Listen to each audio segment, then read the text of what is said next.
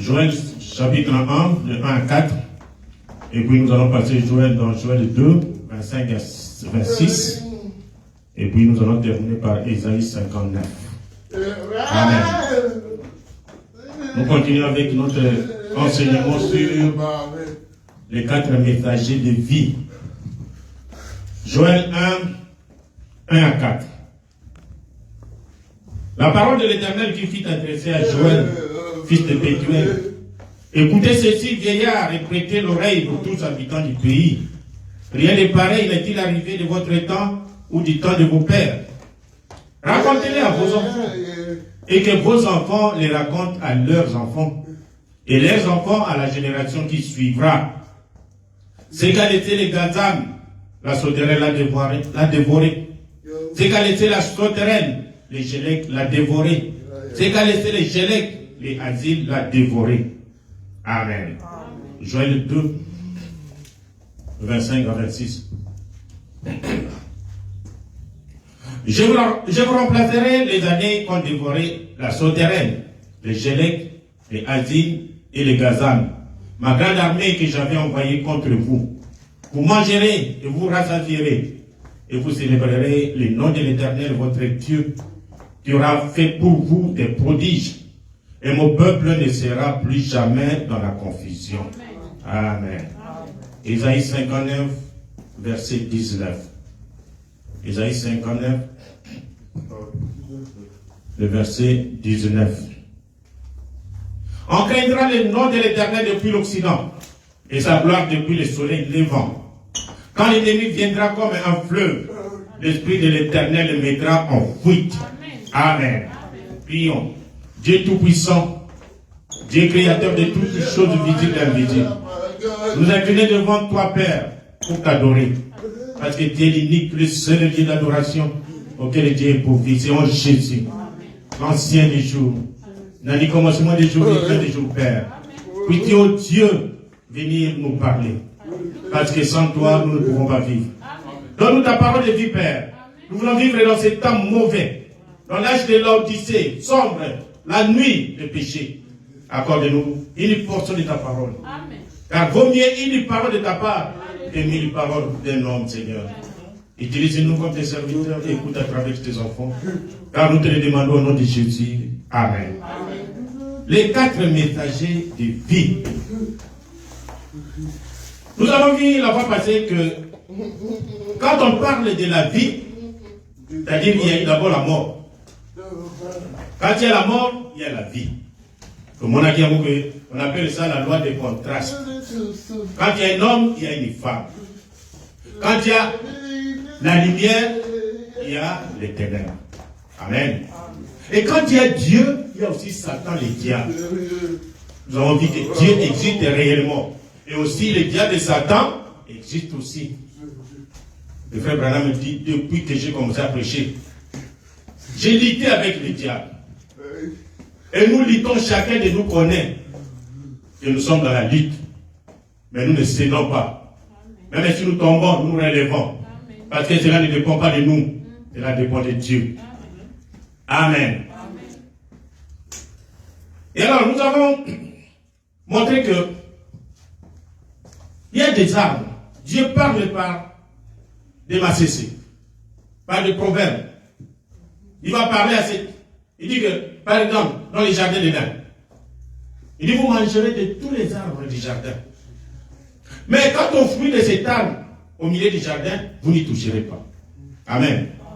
Batobatangi, l'église naturelle, qui n'a pas la révélation, ils vont chercher le fruit des arbres. Oh, c'est Apple. Oh non, c'est, je ne sais pas. Ce n'est pas ça. Il faut vous attendre à celui qui a parlé. Il va aussi interpréter sa parole lui-même. Dieu est son propre interprète. Lui-même interprète sa parole. Amen. Et la fois passée, nous avons dit aussi dans Ézéchiel 37, nous avons vu comment Dieu a pris les eaux et leur a donné la vie. Là aussi, c'est la montre. Et nous ici, nous étions loin de Dieu. On était morts dans les dénominations. On priait des hommes. On suivait les commandements des hommes. Et nous étions morts. On était devenus seulement des squelettes. Et quand Dieu a envoyé le message nous a rassemblés, nous a donné les nerfs, la chair, la peau. Et puis, Bissoana, tout ça. Quand vous regardez comme ça, ah, ça c'est un homme. Ça c'est une femme. Mais le prophète a dit, mais Dieu a dit, mais est-ce que ces hommes vont-ils parler? Vont-ils respirer? Le prophète a dit, Seigneur, c'est toi le Créateur. Il dit alors, prononce la parole. Et quand il a prononcé la parole, l'Esprit est venu dans ces hommes. Ils ont commencé à vivre. Amen. Et nous avons vu que, comme nous sommes venus dans le message, il y a 3 étapes. Vous devez passer par la justification, la sanctification, et après le baptême du Saint-Esprit. Ne vous limitez pas à la sanctification. C'est une étape trompeuse. Amen. Les gens s'habillent bien, nos sœurs s'habillent bien, ils prennent des photos. Ah, ça c'est le message, ça sont les filles de message. Nous ne sommes pas venus nous limiter là-bas. Pour que nos sœurs portent les vitindis, s'habillent bien, prennent des photos, et puis on envoie, voilà les sœurs du message de Branham. Ce n'est pas ça notre but. Amen. Vous pouvez vous limiter là-bas. Vous n'avez pas le Saint-Esprit, vous irez en enfer. Amen. Notre but c'est d'aller jusqu'à recevoir le Saint-Esprit. Amen. Et alors aujourd'hui, nous voulons parler, nous voulons continuer. Parce que Dieu a parlé, il a prêché, le prophète a prêché sur la restitution de l'arbre de l'épouse. C'est-à-dire, j'étais moi célibat. Moi célibat, là, c'est l'église. L'église, Dieu l'a représenté comme un arbre, d'été, qui porte des fruits. Et l'église est représentée comme une femme. La femme, c'est un arbre fruitier. Elle porte aussi des fruits. Chacun de vous là-bas, il est le fruit de sa maman. Amen. Nous sommes le fruit de nos mamans. Alors, comme nous continuons, au jardin d'Éden, il y avait 2 arbres. L'arbre de la vie, ou bien l'arbre de vie, et l'arbre de la connaissance du bien et du mal. Ou tout simplement, l'arbre de la mort. Amen. Alors, si l'arbre de la vie, l'arbre de vie est une personne, c'est-à-dire, cet arbre ne donne que la vie. Et l'arbre de la mort aussi, c'est une personne. Parce que cet arbre va donner la mort. Amen. Alors, dans la prédication du prophète Apocalypse chapitre 1, du 14 décembre 1960 le matin, 253, le pain de vie venait de l'arbre de vie, dont il mangeait dans les jardins d'Éden. Il était l'arbre de vie. Mais si l'arbre de vie est une personne, alors l'arbre de la connaissance est aussi une personne. Dites maintenant que le serpent n'avait pas de semence. Si la vie est venue par l'homme, la mort est venue par la femme. Oui, elle était l'arbre de mort. L'arbre de mort, c'est la femme. Pourquoi? Parce que quand nous allons dans le mariage divorce 213, donc nous voyons que la mort a été causée, que la mort c'est à cause du péché. Dieu a dit, ne touchez pas à cet arbre. Dès que vous y touchez, vous allez mourir. Amen. Le fait de désobéir à la parole de Dieu, c'est ça la mort. Et quand ils ont touché à l'arbre, ils sont morts. Alors, quel était cet arbre? L'arbre de vie, c'est Jésus-Christ. Amen. Lui, c'est l'arbre de vie. Vous pouvez le manger comme vous voulez, vous aurez toujours la vie. Mais la femme, quand elle est venue, elle est allée manger l'arbre de la connaissance du bien et du mal. Satan, diable. Et à partir de ce péché-là, la femme, qui est un arbre fruitier, c'est de lui qu'il s'agissait dans le jardin d'Éden. Quand il a dit, mangez de tous les arbres du jardin, mais quand à cet arbre, à son fruit qui est au milieu, ne touchez pas. Les jours où vous en touchez, vous couvrez. Amen. Alors, l'arbre de vie, c'est l'homme. Parce que l'homme donne la vie. L'arbre de la mort, c'est la femme. La femme, nous mourons parce que nous sommes nés de la femme. À partir du péché de la femme, nous sommes morts.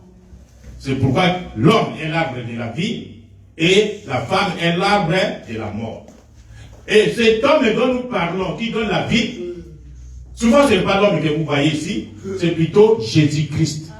C'est lui l'arbre de vie. Amen. Continuons. C'est par sa manière de vie et par elle que toute mort survient. Sa manière de donner la vie, c'est la mort. Combien savez ça? Job 14 vous le dit. Il dit, tout homme est né de la femme, naît de la mort dès qu'il vient au monde. Nous tous, qui que vous soyez, aux Alanane, grand président, au grand évêque, sa sainteté, le pape, parce que nous venons au monde par la voie de la femme, ils sont au Koufak. Amen. C'est ça. Pourquoi? Parce que c'est l'arbre. La femme est l'arbre de la mort. Question et réponse sur les Hébreux. Nous prenons un peu au milieu. La femme est l'arbre de la mort et l'homme est l'arbre de vie. Car la femme ne porte même pas la vie en elle-même. C'est tout à fait juste. Le germe de vie vient de l'homme. C'est juste. Le germe va dans la femme et la femme n'est rien qu'un incubateur. Et le bébé n'est connecté à la femme. Le bébé est connecté à la femme seulement par le cordon ombilical. On a kaka, aliaka, maman, soumaye, moi alia. Mais l'enfant, le bébé, n'a pas le sang de la femme. Rien. Même si l'enfant naît, le sang coulait beaucoup. Elle est née, plutôt le bébé, né dans le sang de la femme, mais il n'a pas aucune goutte du sang de la femme. Le sang vient de l'homme. Amen. Le sang dont nous parlons, c'est la sémence. Vous comprenez? Et alors, vous allez dire que la femme est un arbre fruitier? Oui. Donc, question-réponse sur les Hébreux, partie 1, 183. Mais je vais vous poser une question d'un point de vue naturel. Maintenant, pour vous prouver quel est un arbre. Chaque femme est un arbre fruitier. Combien savent cela? N'êtes-vous pas le fruit de votre mère? Certainement vous l'êtes. Et au milieu du fruit, plutôt au milieu de l'arbre, était le fruit qu'elle ne devait pas toucher. Amen. Nous sommes des grandes personnes. La femme était un arbre et il a son fruit au milieu.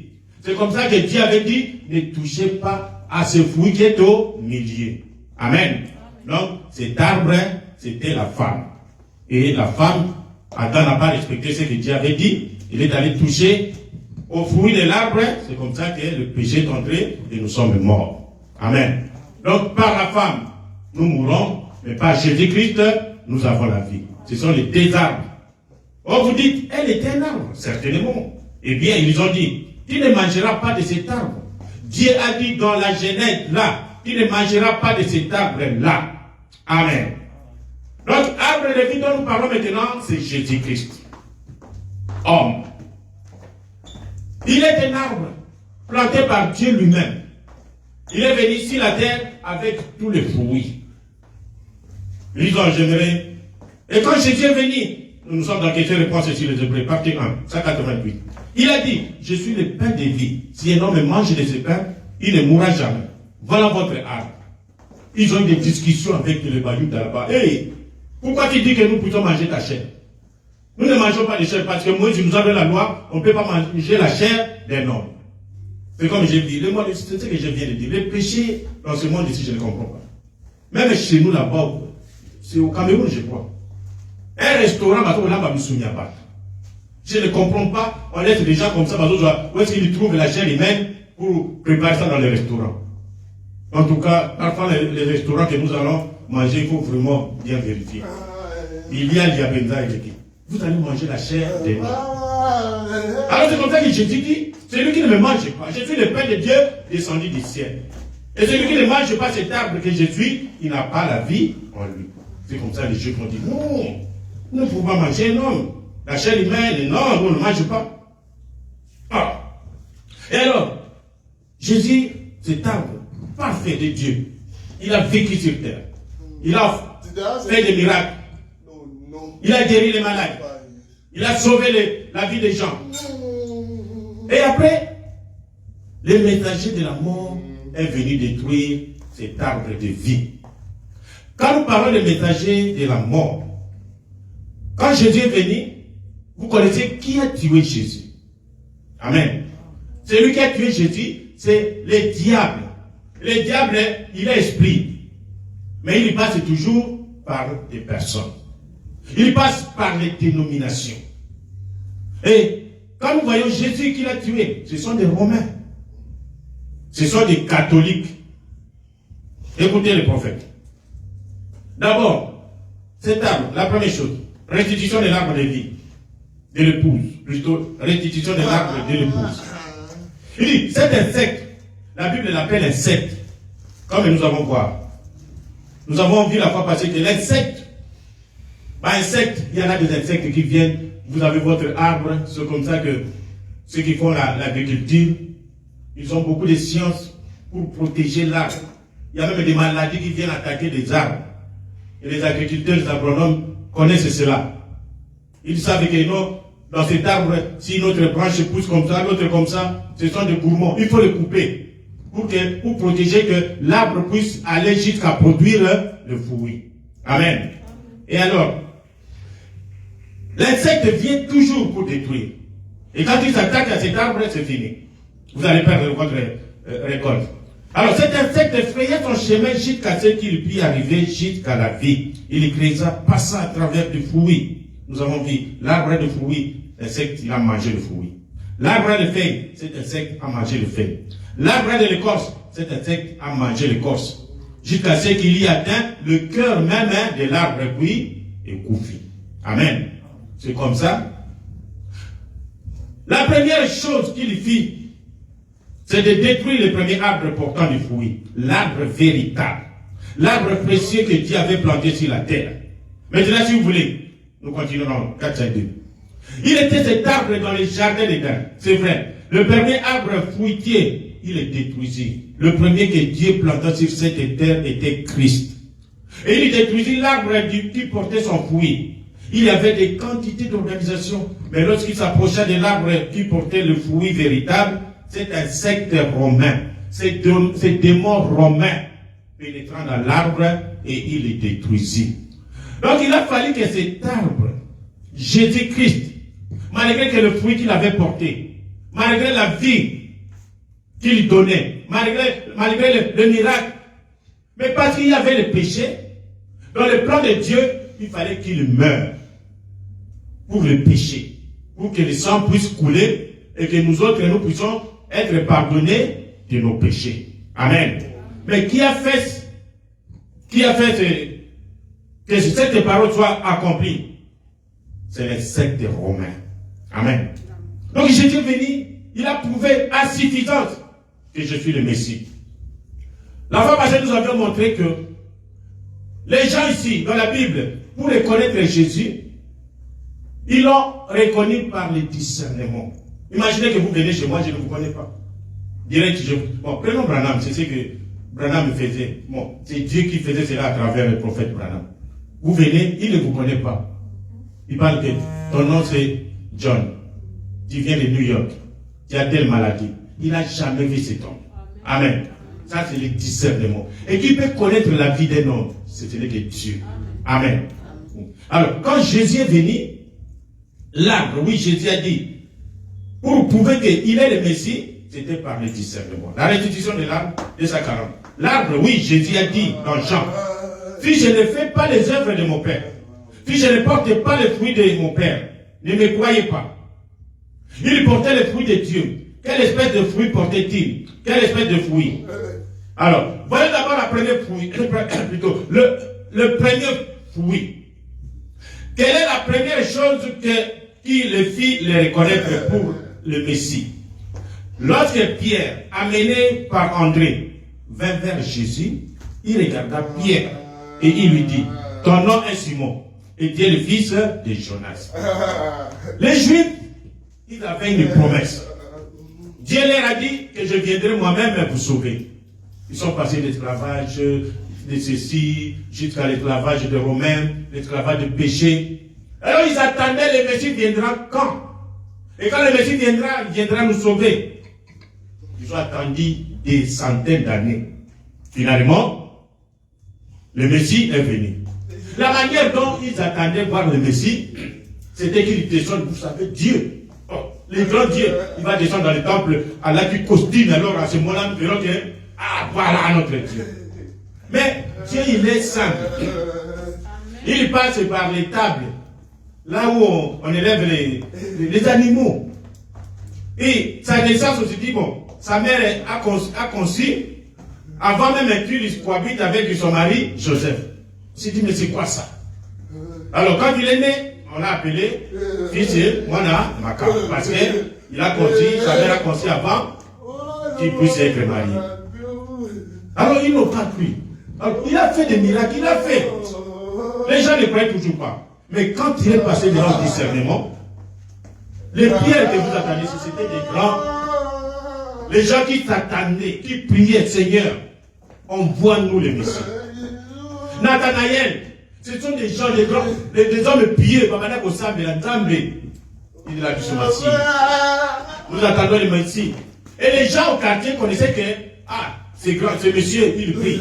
C'est un pasteur. Celui-là, c'est un bon frère. Alors, quand Jésus est venu, qui est allé les chercher? André a entendu parler de ce. Il a vu cet homme, un jeune homme. Laissez-moi aller prendre Pierre. Alors, il est allé prendre Pierre. Il vient avec Pierre. Pierre, toi tu attendais, tu nous disais que non, le Messie vient. Regarde un peu ce monsieur, ce qu'il est en train de dire.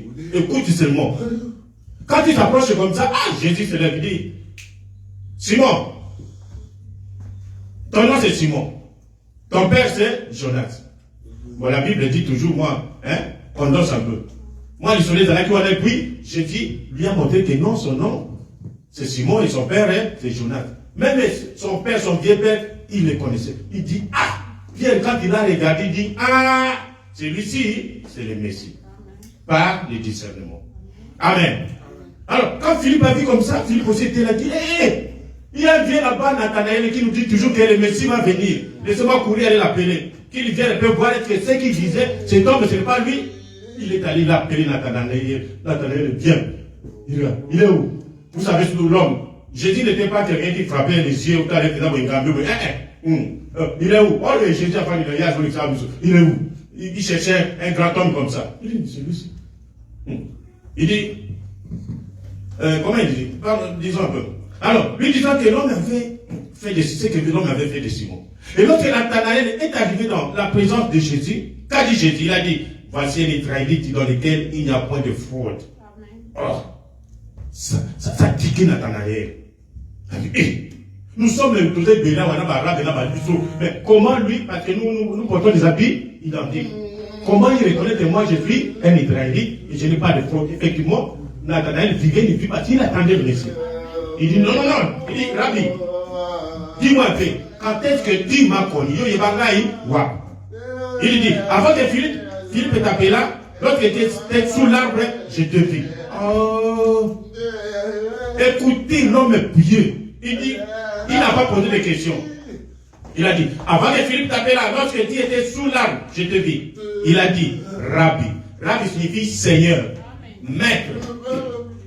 Qui est le Fils de Dieu? Un Moïse a dit à quelqu'un comme ça, que tu es le Fils de Dieu, un jeune homme de 30 ans. Il dit, Rabbi, tu es le Fils de Dieu. Parce que les signes de discernement ne trompent pas. Amen. Bien qu'il y a beaucoup de gens qui imitent. Nous avons vu la fois passée que le diable peut faire sortir quelqu'un, il peut discerner, ça peut tomber bien. Mais tout ça, ce sont des blabla, des jeux, des histoires de pam-pam. Mais le véritable discernement vient de Dieu. Il dit, Rabbi, tu es le Fils de Dieu, tu es le roi d'Israël. Il est passé. Alors, avec la femme qui avait la perte du sang, beaucoup de gens suivaient Jésus. Parce qu'il faisait des miracles. Il était entouré de 12 qui le protégeaient. La femme à la perte du sang, 12 ans. Il a cherché partout. Quand il a entendu parler de Jésus, mais comment je vais arriver là-bas? Laisse-moi seulement toucher son habit. Elle a profité, elle a touché son habit. La puissance est sortie de Jésus. Il dit, qui m'a touché? Il dit, maître, nous sommes nombreux ici. Les gens te touchent. Non. Il y a une touche spéciale. Et il regarde, il dit, femme, ta foi t'a sauvé. Tu as cherché la guérison pendant 12 ans et ta perte de sang, ça s'arrête. Voilà le discernement. Avec la femme samaritaine, vous connaissez l'histoire. Cette femme, malgré sa vie, il y a d'autres gens, d'autres personnes. Nous sommes serviteurs de Dieu. Quand vous recevez quelqu'un qui vous dit, j'ai fait ça, vous devez vous étonner. Ah, toi aussi.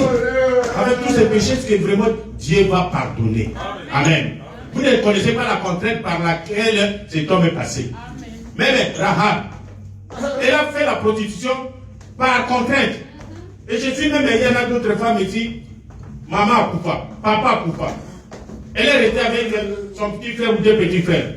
Elle dit, je vais faire la prostitution pour élever avec Nangaï Matam. Et quand vous rencontrez une femme comme ça, elle le fait par contrainte, pas si. Mais dans son cœur, si tu te présentes devant la parole de Dieu comme ça, elle va croire. Amen. C'est ce que la femme samaritaine a fait. Elle attendait le Messie. Mais il y a eu des contraintes de vie. Elle a fait la vie qu'elle menait là-bas. Et quand elle a rencontré Jésus, Jésus lui dit, femme, donne-moi de l'eau à boire. Il dit, ah, cette histoire de ségrégation, il comme le tribalisme, vous êtes des juifs, nous sommes des samaritains. Il y a, vous voyez, entre nous et vous, il n'y en a pas. C'est comme nous avec les Rwandais. Il suffit qu'un frère Rwandais te demande de l'eau. Ah, vous les Rwandais, vous toujours pour la mission pour l'envoyer. La ségrégation, même les blancs et les noirs, ça a toujours été comme ça. Et c'est naturel, hein. Comme la Bible dit, ceux qui se ressemblent, hein, ça semble. Moi j'étais en Belgique. Ceux qui ont battu bus, ils ont des bus là-bas. Vous montez dans le bus, vous allez trouver qu'il y a un noir assis là-bas, mais il y a une chaise vide à son. Il y a des chaises rangées. Hein. Une chaise vide. Mais vous verrez le modèle, il est debout. À celui-là, il est debout. Il ne veut pas s'asseoir à côté, les noirs. Et moi, quand je trouve comme ça, moi je m'assois. Et vous verrez un blanc assis là-bas, la chaise est vide, un noir, il est là-bas. La ségrégation, c'est naturel. Mais nous ne voulons pas de ça dans le message. Dans le message, nous avons un seul Père. Notre Père, c'est Adam. Amen. Nous avons le même sang, le sang de Jésus. Et alors, jusqu'à ce que la femme a dit que elle dit, va m'appeler ton mari. Non, je n'ai pas de mari. Il dit, tu as dit vrai. Tu en as eu 6. Ce qui 6, 5. Ce n'est même pas ton mari, c'est le mari d'autrui. Allez pour faire de l'ouana. Rabbi, comment tu sais ça? Nous savons que quand le Messie viendra, c'est ce qu'il nous dira. Amen. Il a dit que, ami bon, peut-être dit, c'est moi le Messie. Ah, mes frères. C'est pas facile de croire un homme qui te dit que le Messie, que les Juifs, les gens saints, on a parlé d'Abraham, des grands prophètes d'Isaïe. Alors cet homme qu'on attendait, la femme prostituée à côté d'Aïe dit que c'est moi. C'est pas facile de croire, hein. Alors quand vous croyez, vous êtes vraiment un enfant de Dieu. Amen. Et alors, ils l'ont coupé, ils l'ont pendu à un bois romain. Ce sont les Romains. Jésus, il était un arbre. Ils l'ont coupé, il était l'arbre de vie qui était dans les jardins d'Éden. Pourquoi nous l'appelons l'arbre de vie? Quand vous naissez par la femme et que vous ne croyez pas en Dieu, vous allez mourir. Amen. Il n'y aura pas d'espoir pour vous. Mais quand vous venez dans l'arbre de Jésus, vous croyez en Jésus. Vous êtes justifié. Vous êtes sanctifié. Et vous recevez le baptême du Saint-Esprit, vous avez la vie. C'est ce que nous appelons la nouvelle naissance. La première naissance, nous l'avons à travers la femme, l'arbre de la mort. Amen. Et si vous ne vous convertissez pas, vous allez mourir. Mais la deuxième naissance, c'est en Jésus. Cet arbre, quand vous naissez de cet arbre, Jésus-Christ, vous n'allez plus mourir. Amen. Alors, les Romains ont pris cet arbre. Ils ont pris Jésus. Ils l'ont tué. Ils l'ont ridiculisé. Ils l'ont pendu au bois, à la croix, nu. Les péchés, la cruauté des péchés. Les mes frères et sœurs. Le péché cruel, le péché tue. Les grands créateurs, par ces créatures, on les tue nus. On a craché sur lui. On l'a flagellé.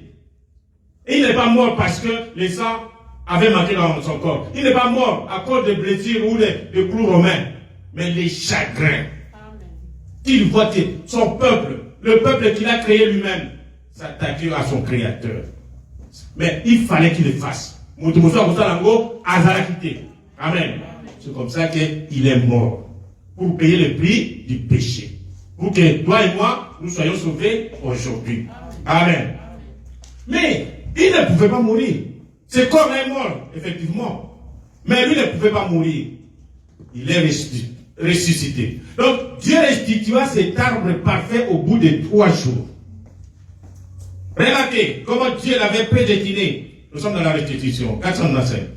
Dès le commencement, je vais encore dire ceci. Après sa mort, il restitua l'arbre parfait au bout de 3 jours.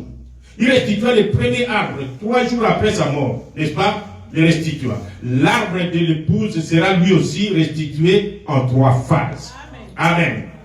Nous allons voir que l'arbre épouse, c'est Jésus, c'est Christ. Mais Christ ne peut pas porter de fruits sans l'arbre épouse. Christ ne peut pas porter de fruits sans l'Église. Amen. L'arbre épouse, c'est l'Église du Dieu vivant. Amen. Et alors, l'arbre épouse doit avoir la même constitution que l'arbre époux. Amen. Comme nous le disons, un chrétien, vous ne pouvez pas vous marier avec un païen, quelqu'un qui ne croit pas. Vous n'avez pas la même nature. Amen. Mais quand vous mariez entre vous dans la parole, dans la croyance, vous avez la même nature. C'est comme ça que l'Église du Dieu vivant doit avoir la même nature que Jésus. Et il dit, les œuvres que je fais, vous les ferez aussi. Amen. Pourquoi? Parce que lui, il est l'époux, et nous sommes l'épouse. On l'a tué, 3 jours après, il est revenu le même Jésus, a changé, le même miracle, le même baptême du Saint-Esprit, la même divinité. Il est resté toujours Jésus.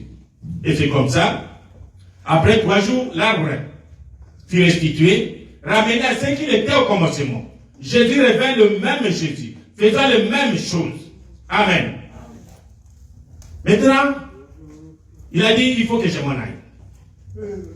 Si je ne m'en vais pas, en tout cas, vous n'allez pas faire les œuvres que je fais. Je dois partir, et je dois revenir sous forme du Saint-Esprit.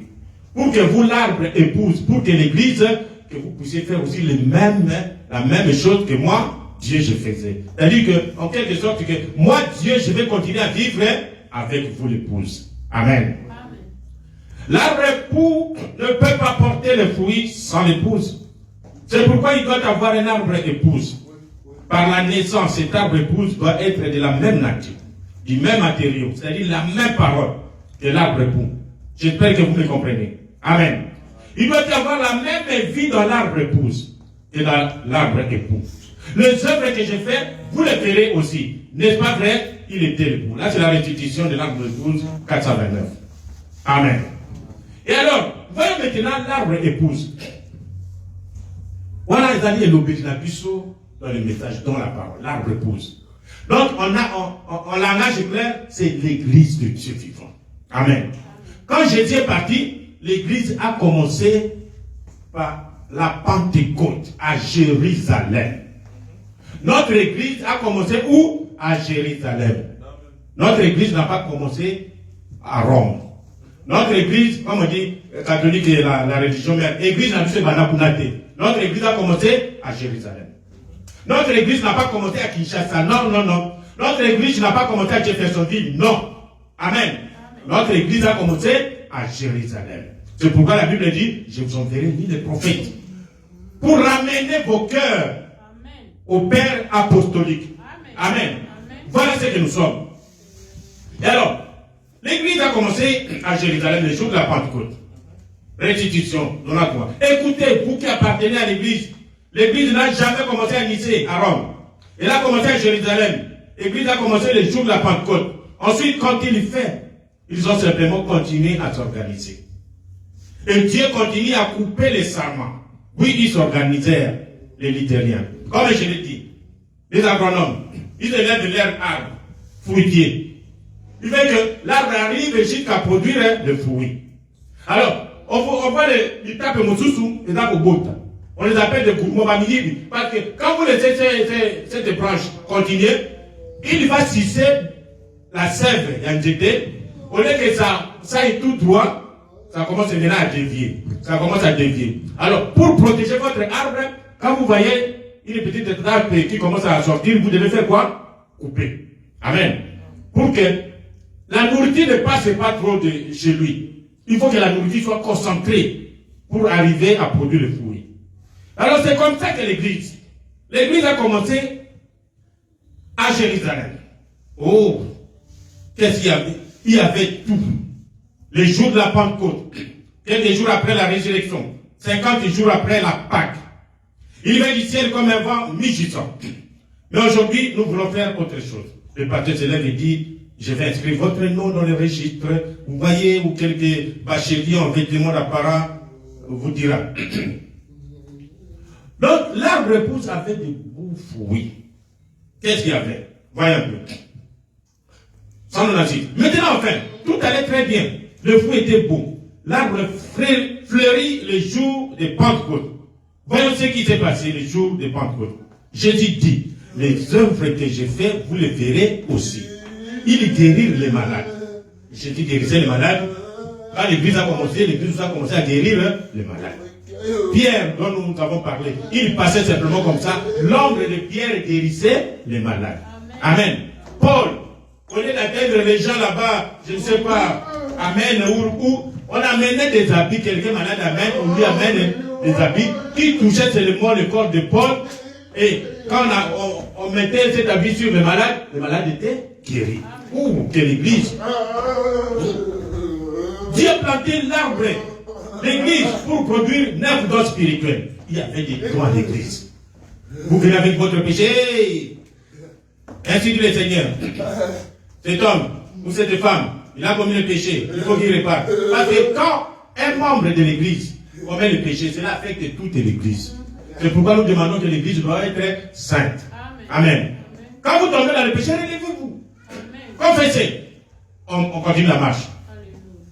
Amen. Ils ne pensaient pas à eux-mêmes. Ils n'organisaient rien du tout. Ils allèrent simplement de l'avant. Ils étaient tous frères. Nous sommes tous frères dans l'église. Amen. Nous allons parler de ça. L'amour. Oh. Il n'avait aucun credo si ce n'est Christ. Le credo que nous avons, c'est Christ. C'est prêcher Christ. Pas Moïse. Pas prêcher Paul. Pas prêcher Branham. Notre credo, c'est prêcher Christ. C'est ce qui était au commencement quand l'église a commencé. Ils ont prêché Christ. Et si Branham est venu nous remettre à la foi de nos pères apostoliques, nous allons prêcher aussi Christ. Parce que Christ ne change pas. À part son corps, il est le même. Il ne change pas. Alors, leur credo était Christ. La loi, c'était l'amour. Aimez-vous les uns les autres. Ça, c'était la loi qui régnait dans l'église. C'est l'amour simplement. L'amour, ce n'est pas en parole. Comme, je ne sais pas, c'est Pierre qui a dit, n'aimez pas en parole les petits enfants. Il faut passer à la pratique. Vous voyez votre frère qui n'a pas d'habitude, donnez-lui. Votre frère qui cherche du travail. Moi ici, nous étions à Kinshasa. Tous les travails presque que j'ai eu, c'est à travers des frères. On s'aimait. Il y a un travail là-bas. On amène ça à l'église. Il y a du travail, on cherche quelqu'un qui a telle qualité, telle qualité. Voyez frère Okita. Et moi je parle. Tu vois. Frère Okita, c'est moi. Ah frère, toi tu es ingénieur, ouais, oh. Bon, il y a mon ami qui cherche. On m'envoie là-bas. J'arrive là-bas. On fait des têtes. On me prend. Un travail qui paye en francs belges à cette époque. Un bon travail. Amen. Donc, vous devez faire de bonnes choses à vos frères et à vos sœurs. C'est ça l'amour. Le cœur, quand vous voyez votre frère, il est dans un problème, vous peinez vous aussi. Amen. Si vous avez les moyens, vous les dites. Nos vrais frères, nos vraies sœurs, c'est dans le message. C'est dans la parole de Dieu. Amen. Continuons.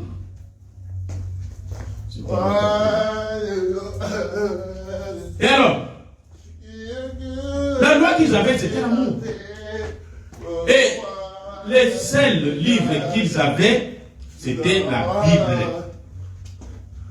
Ne nous prêchez pas autre chose. Prêchez-nous la Bible. La Bible, c'est la parole de Dieu. Où est-ce qu'on était? Voilà. Oh là là. Voilà, c'est là. Diable a planté cet arbre épouse qui avait 9 dons. Il ne pensait pas à eux-mêmes. Ils n'organisèrent rien du tout. Ils allèrent simplement de l'avant. Ils étaient tous frères. Ils n'avaient aucun credo. Si ce n'est Christ, aucune loi, si ce n'est l'amour, aucun livre, si ce n'est la Bible. La Bible ici ne changera pas. Amen. Quand vous avez votre doctrine, qui ne cadre pas avec ce qui est dans la Bible, laissez tomber ça. Amen. Si votre doctrine ne converge pas sur Jésus-Christ le même hier, aujourd'hui, éternellement, laissez tomber. Amen. Nous sommes tombés très bas. J'ai vu nos frères qui magistent. Et pour eux, ils ont des dieux vivants, des dieux des hommes.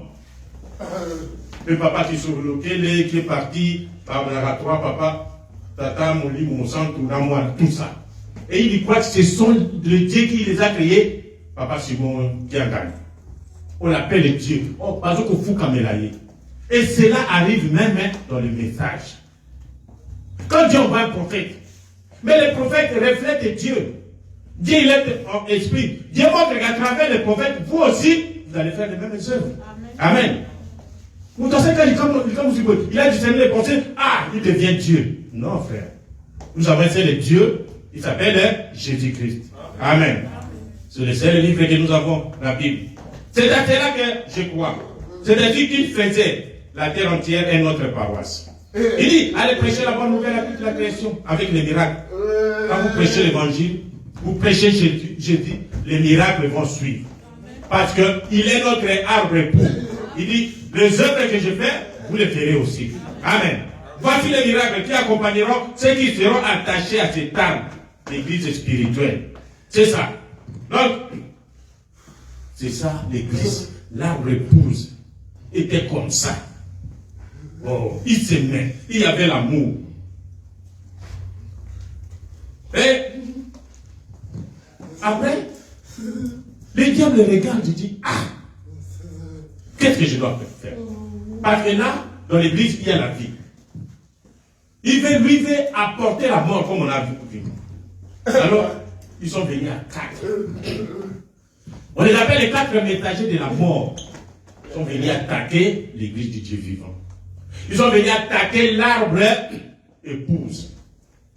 Ce sont les 4 insectes, les 4 démons, les 4 esprits mauvais.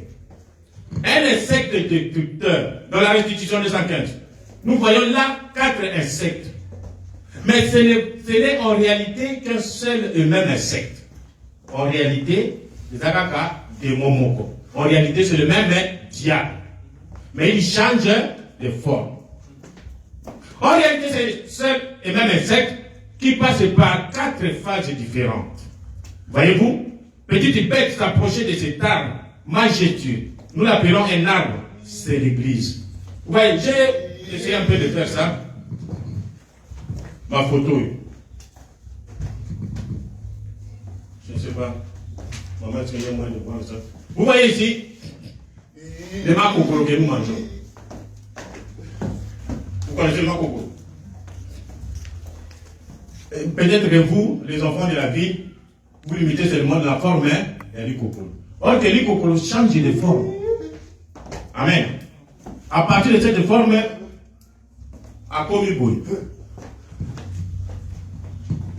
il devient, à komi, à changer de forme, il devient dans une coquille.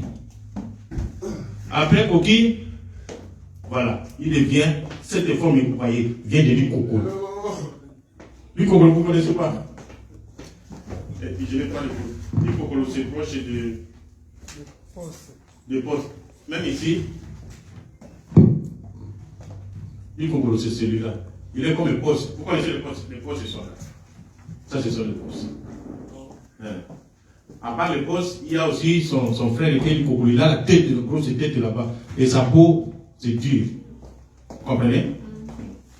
Alors, l'ikokoro aussi peut changer et devenir comme ça. Quand vous le voyez comme ça, vous n'aurez même pas l'idée qu'il était comme ça. C'est pour montrer quand le prophète Branham dit que c'est le même insecte qui change maintenant de forme. Quand il est comme ça, il peut entrer dans l'arbre à l'intérieur. Il va manger le cœur de l'arbre jusqu'à l'arbre de Koufi. Maintenant, quand il change comme ça, il peut manger le fruit. C'est toujours le même insecte. Il mange le fruit, le feuille, il termine. Même le poste que nous avons ici. Vous voyez? Le poste là, en français, on les appelle comment? Poste ou larve de palmier. Les larves de palmier. Vous voyez? Voilà. Nous, ici, vous, les enfants de la ville, vous limitez seulement avec cette forme.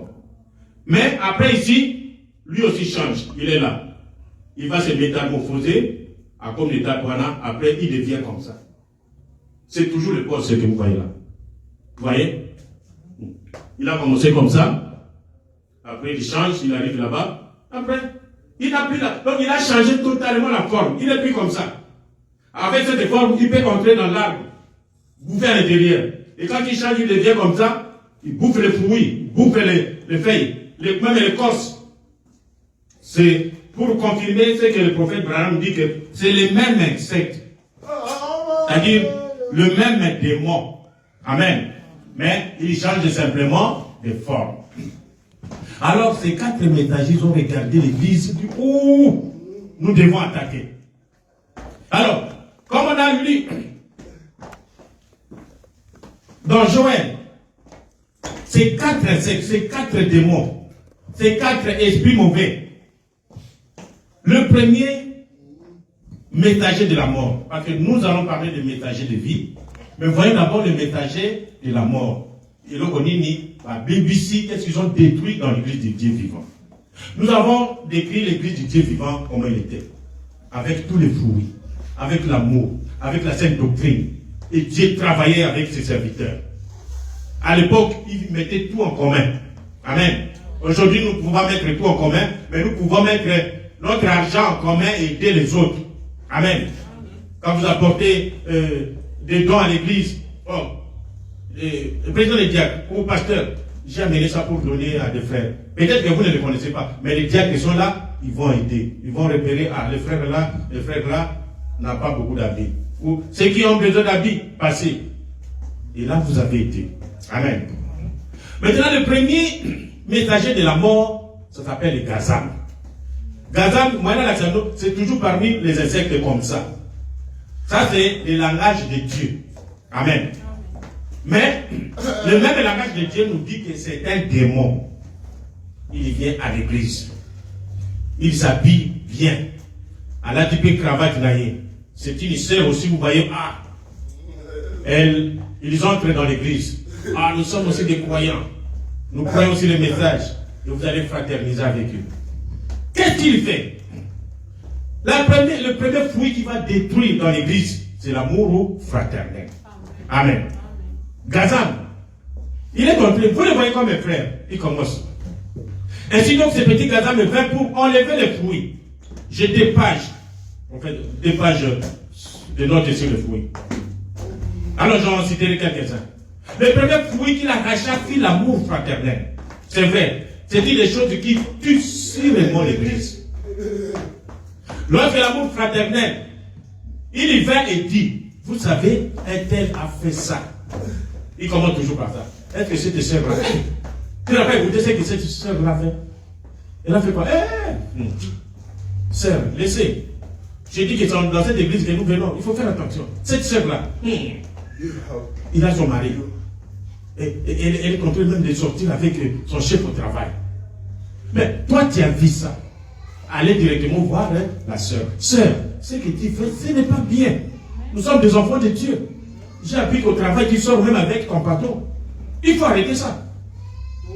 Et si tu ne l'arrêtes pas, je vais dire à ton mari ou dire au diacre.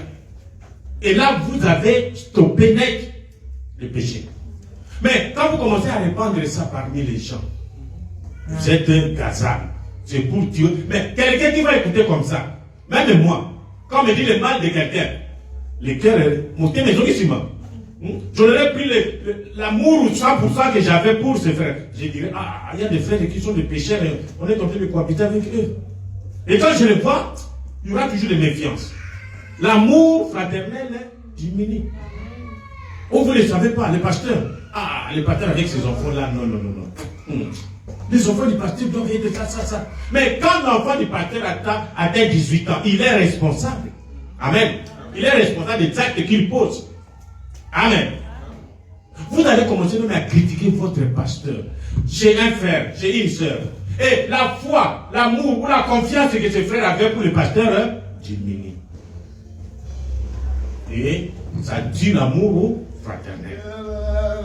Mes frères, l'amour fraternel, c'est notre droit. C'est notre vertu aujourd'hui. Nous devons nous aimer. Mais le diable nous a eu là-bas. Il nous a séparés complètement. Il nous a refroidis. Il n'y a plus d'amour comme auparavant. Je vous ai toujours donné l'exemple ici, mes frères. Vous m'excusez. On recevait des gens, des frères, comme votre propre frère. Et vous allez, vous partez même en mission, en voyage, frère, il y a un là, pendant 3 jours même, une semaine. Le frère reste avec la maison. Mais aujourd'hui, vous n'allez pas le faire. Non, non. Les faux frères sont entrés. Les fausses sœurs sont entrés. Amen. Vous allez même prendre une sœur bonne. Moi, je cherche du travail. Je cherche du travail. Même le travail de bonne.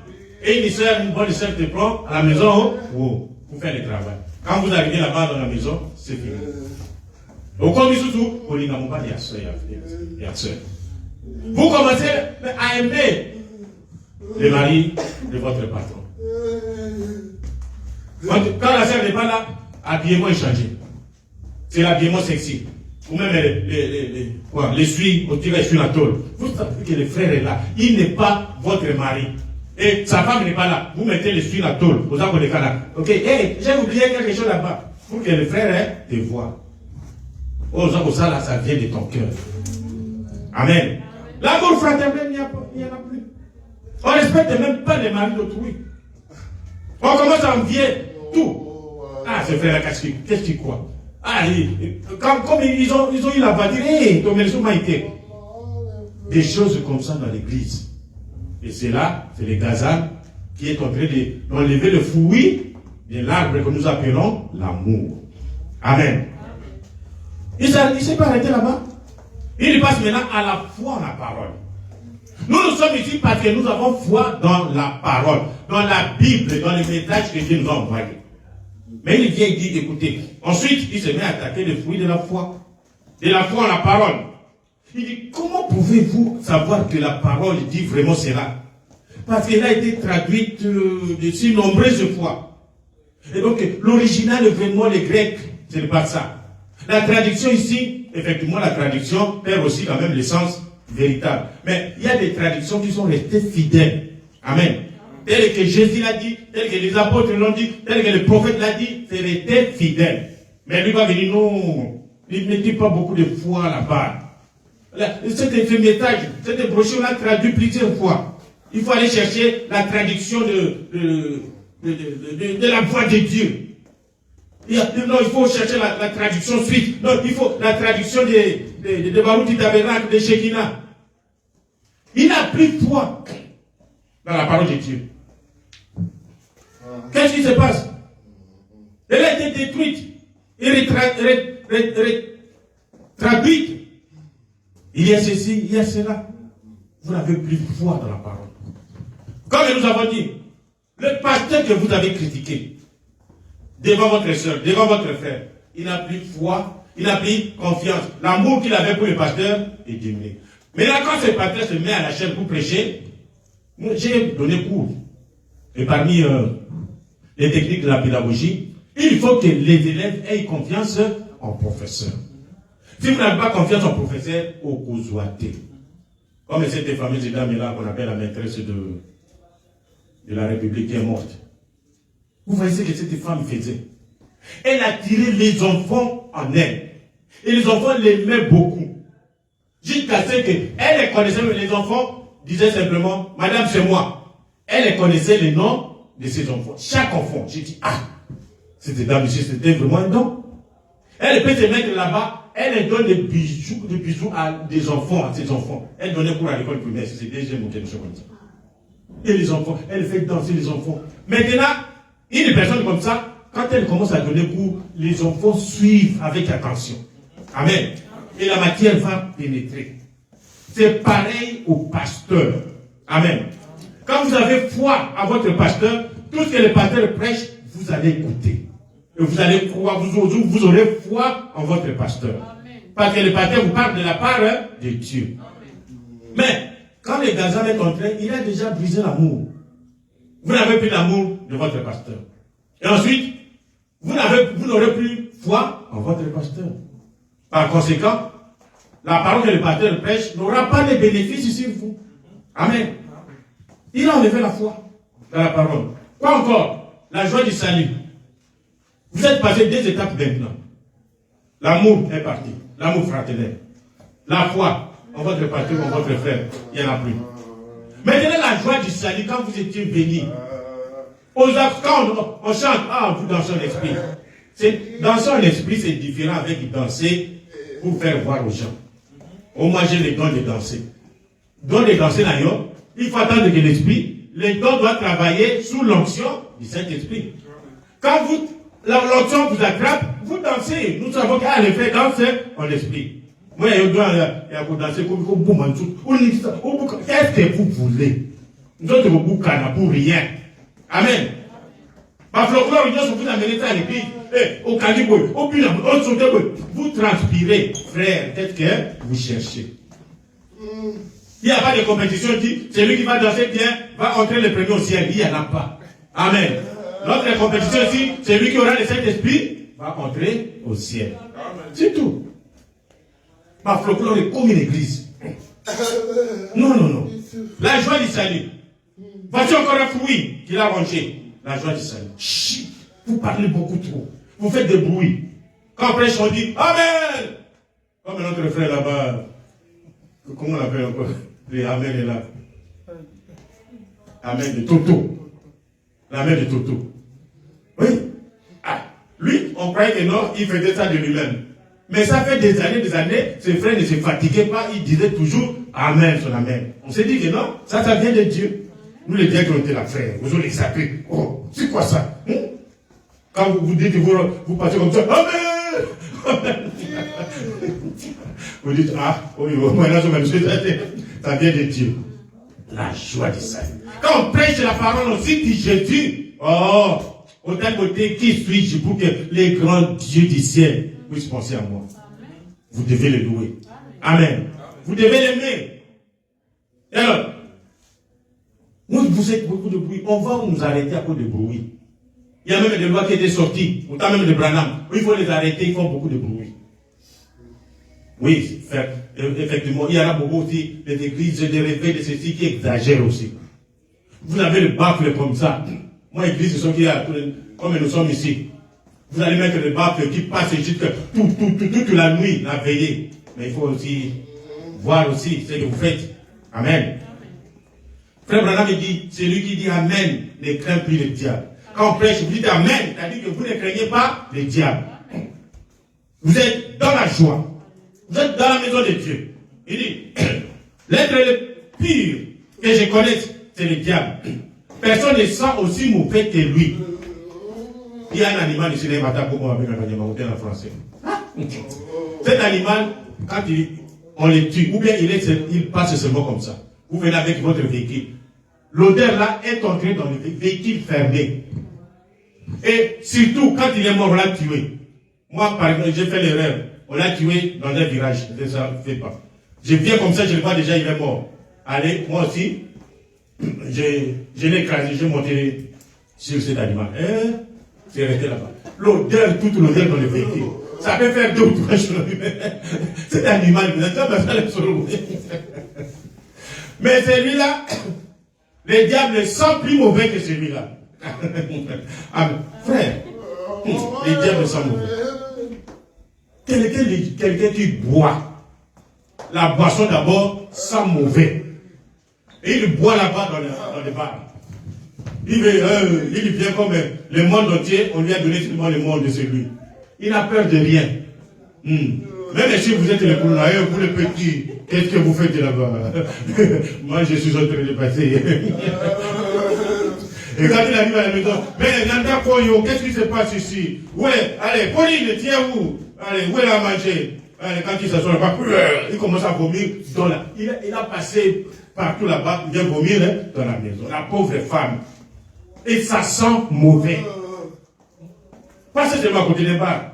Les rires, c'est seulement des gens qui boivent. Ça sent mauvais. Les diables, ils sentent mauvais. Amen. Oh. Avant, on connaissait les diables comme ça. Les gens qui étaient mal habillés là, les gens sales. Bien sûr, le diable se cache derrière les gens sales. Mais le diable aussi a changé. Il commence à se cacher parmi les gens propres. Les gens qui roulent avec des véhicules. Mais la nuit, qu'est-ce qu'ils font? Pour aller braquer les maisons autour, tuer les gens et arracher de l'argent. Et la journée, non, au moins, il est dans la vie propre. Mais c'est un tueur. C'est le diable. Amen. Il a levé la joie. Dans l'église, vous êtes là, il suffit seulement le pasteur. Jésus-Christ est le même hier, aujourd'hui, éternellement. Un frère là-bas au fond dit Amen. Tous vont retourner. Qui a dit Amen là-bas? On cherche quelqu'un qui a dit Amen dans l'église. Amen, ça veut dire qu'il en soit ainsi. Amen. Je confirme que c'est comme ça. Soyez dans la joie. Amen. La joie du salut. Oh mon Dieu. Il y a David qui a dit Seigneur, remets-moi la joie du salut. Amen. Ça fait partie de cette joie du salut. Des épreuves dures, des problèmes. Vous êtes un peu attristé. Dis Seigneur, remets-moi la joie du salut. Soyez toujours heureux. Vous êtes toujours l'enfant de Dieu. C'est peut-être la joie du salut qui vous quitte. Alors, cherchez à remettre cette joie du salut.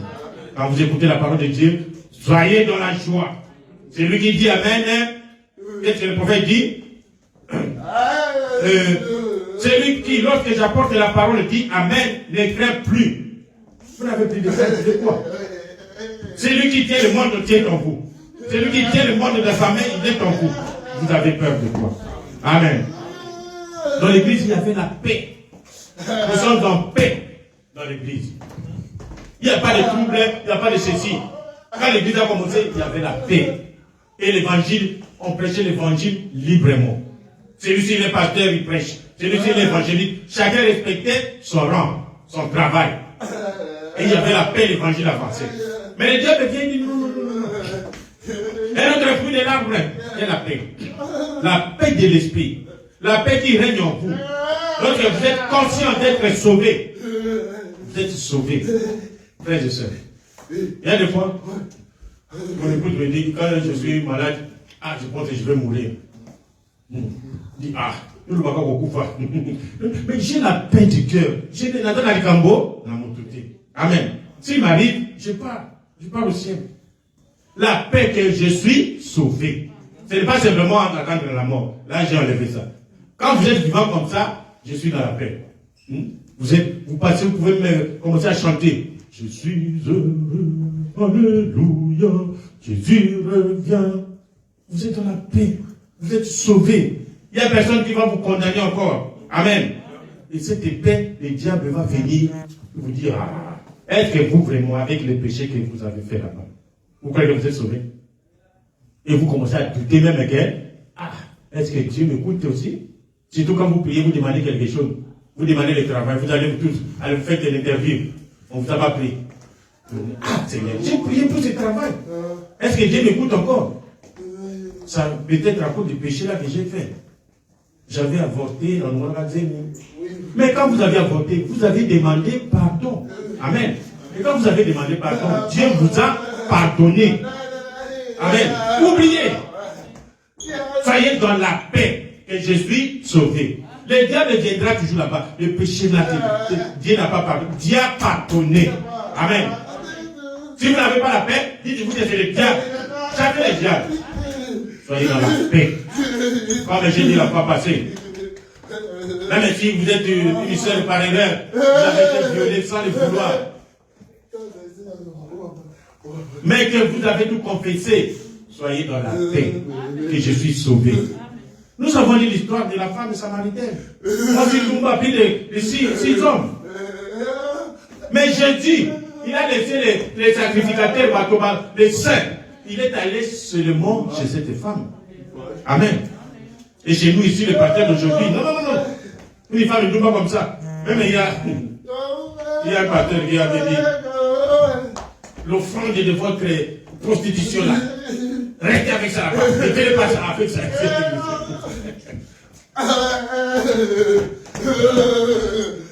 Quelque chose.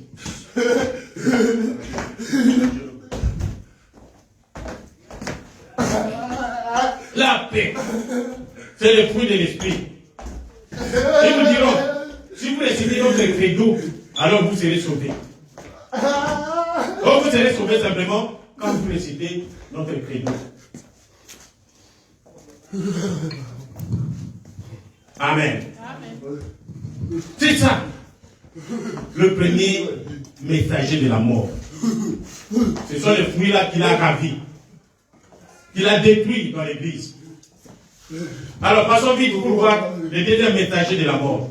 Le deuxième messager de la mort, c'est la sauterelle.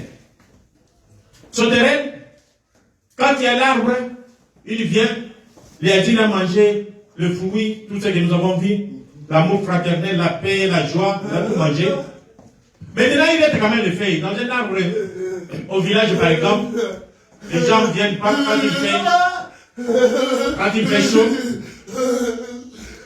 Les gens viennent s'asseoir sous l'arbre.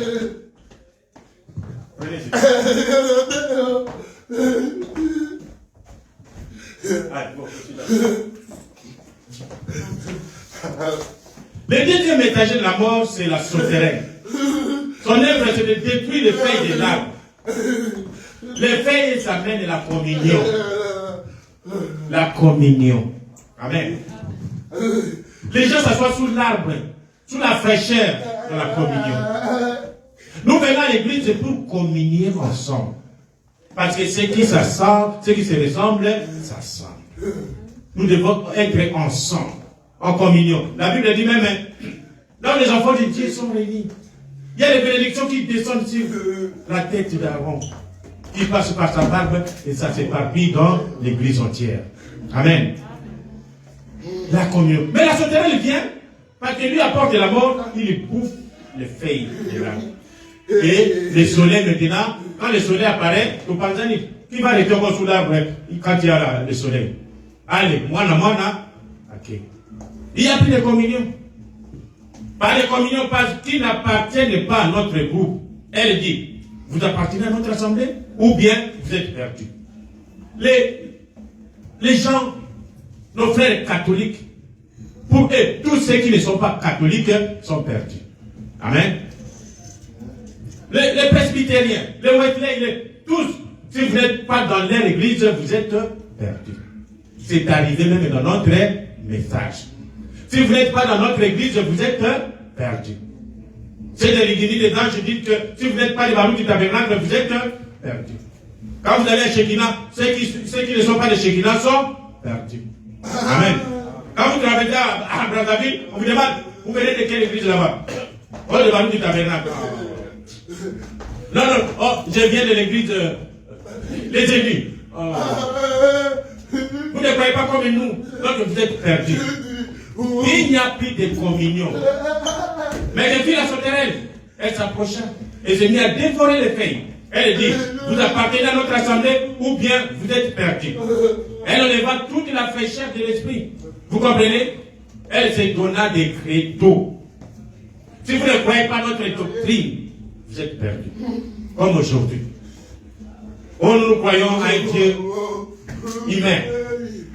Si vous ne croyez pas en Branham, qu'il est Dieu, vous êtes perdus. Oh, si vous ne croyez pas que Branham est le fils de l'homme, vous êtes perdus. Donc, oh, si vous ne croyez pas, les autres là-bas sont devenus dénominations. Donc, on s'accuse mutuellement. Parce qu'il n'y a plus de communion. On n'est plus ensemble.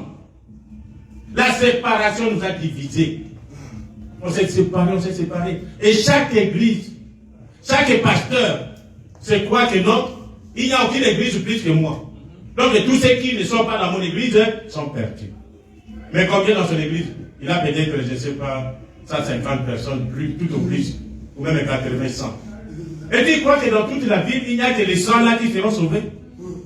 Et les autres ne seront pas sauvés. Même l'ordre de l'église que le prophète Branham a prêché. Nous sommes ici, une petite église. Je suis le seul, je prêche. Mais quand il y a beaucoup de gens, vous êtes là des années. Non, il n'y a que toi, le seul pasteur.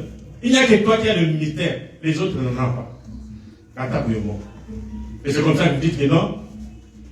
Les autres ne seront pas sauvés, il n'y a que nous. Même les pasteurs de la société ne l'aiment pas. Les diacres ne l'aiment pas.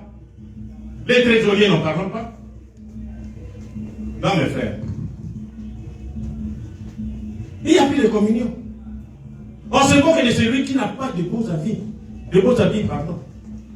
Quand il n'y a pas de communion, alors les gens commencent à chercher entre nous, les gens qui parlent le français, écoutez, nous, allez, ils se rassemblent. Parce qu'eux parlent le français.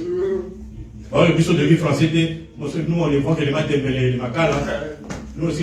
Et de vrai, on voit aussi les macas, là, les macas, là, c'est là-bas. Nous, on se rassemble aussi. Et ça devient maintenant dans la doctrine. Lorsque tout le monde met ses plus beaux habits, les plus beaux vêtements. Mais qu'il y en a un qui sort dans ses vêtements de semaine. Oh, regardez-moi ça. Il n'a même pas de permanent. C'est-à-dire, il n'a même pas un habit de dimanche pour son dimanche. Moi, il n'a pas l'attaqué. L'habit qu'il a porté la semaine passée était toujours le même habit. On se moque de lui. On se moque de pauvres. On se moque des gens à faire. Hier, tu m'as demandé de l'argent. Tu reviens encore un mois après, encore un mois. Frère, si tu as l'argent, donne. S'il n'y en a pas, dis frère qu'il n'y en a pas. Amen. Non. Mais si un frère qui a une voiture vient te demander l'argent, vite, vous allez prendre et vous donner.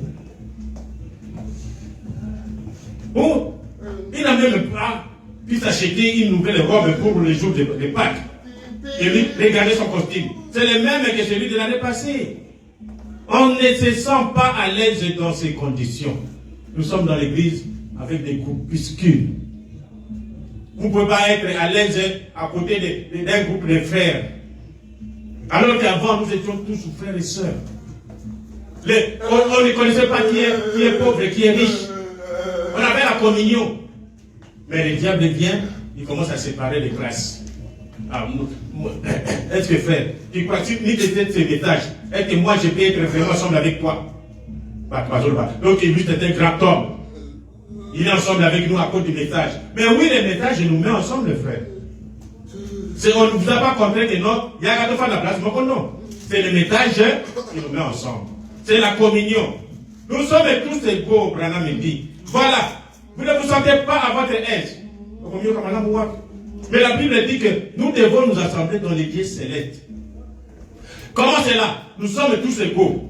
Je vais vous dire ce que cela veut dire. Être égaux, ça veut dire quoi? Cela veut dire que qu'une vieille paire de salopettes, c'est-à-dire quelqu'un qui est habillé seulement en salopette, tendra la main à un costume du dimanche et se dira frère.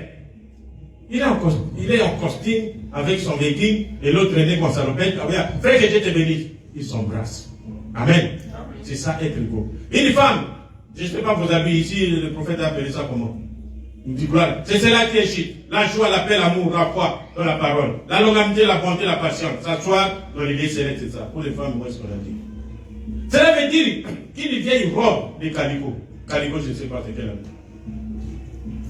Non, une sœur qui porte un habit, un bon habit, prendra dans ses bras une belle robe de soie et de satin et lui dira sœur. Une sœur peut-être avec son pagne, qui lui porte toujours la même semaine.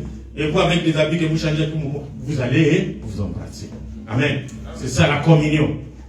Le troisième messager de la mort, c'est les génèques. Son œuvre, c'est de détruire la religion, l'écorce, la doctrine. Je pense que le temps est passé. Nous avons raté. Amen. Ça, c'est vraiment important. On doit en parler de ça. L'écorce, comme je vous ai dit, un animal comme ça, c'est lui, il est dur comme ça. Il va commencer à attaquer l'écorce. Et l'écorce, quand vous attaquez l'écorce, au lieu que la sève monte pour donner le fruit, ça ne montera plus. Parce que la sève passe à travers les troncs et l'écorce. Et quand on enlève l'écorce, c'est la doctrine. C'est notre doctrine. Que la divinité suprême, c'est le Seigneur Jésus. Quand vous venez nous enlever la divinité suprême du Seigneur Jésus, c'est fini. C'est la mort dans l'église. Et vous venez nous donner, papa, nous sommes pas à celui qui est Dieu. Oh, prophète, nous sommes pas à celui qui est Dieu. Vous avez tué l'Église. Amen. C'est ça le travail du troisième messager de la mort, les Gélèques. Il a détruit la religion, l'écorce, la doctrine. Et puis le quatrième, vous avez de fausses doctrines qui naissent dans les messages. Les gens ont abandonné Jésus. Les gens croient que Jésus c'était un simple homme. On dit non, il était un simple homme. Nous ne pouvons pas adorer Jésus de Marie. Les gens dans les messages sont arrivés à ce niveau. Tout ça, c'est le diable. On baptise au nom de Branham. Où est-ce que vous avez vu ça? Il est remplacé par... On remplace le Saint-Esprit par un morceau de pain. On vous donne, les catholiques, vous mettez ça dans la langue. Les protestants, vous joignez à eux. On vous donne une panier de main. Ah, maintenant vous êtes notre frère. Au premier communion, au la confirmation dans l'église. Quelle bêtise. Et puis le quatrième messager de la mort, c'est l'asile. Lui, il vient sucer la vie. La vignosité. Et la mort, l'arbre tombe. L'église par terre. Les Romains commencent maintenant à régner.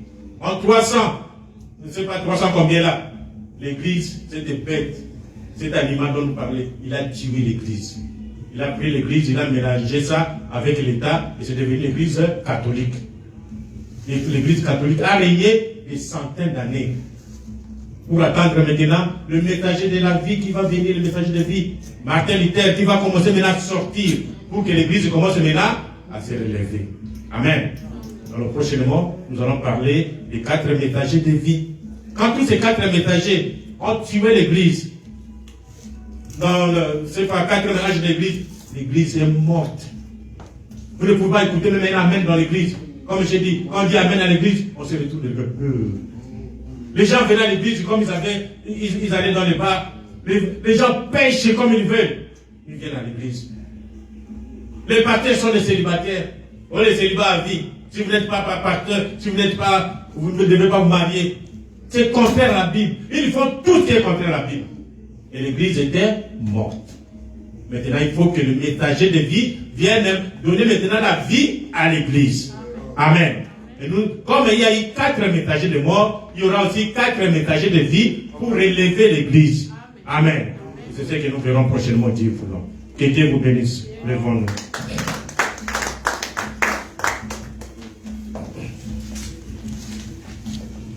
Le temps passé, nous allons prier.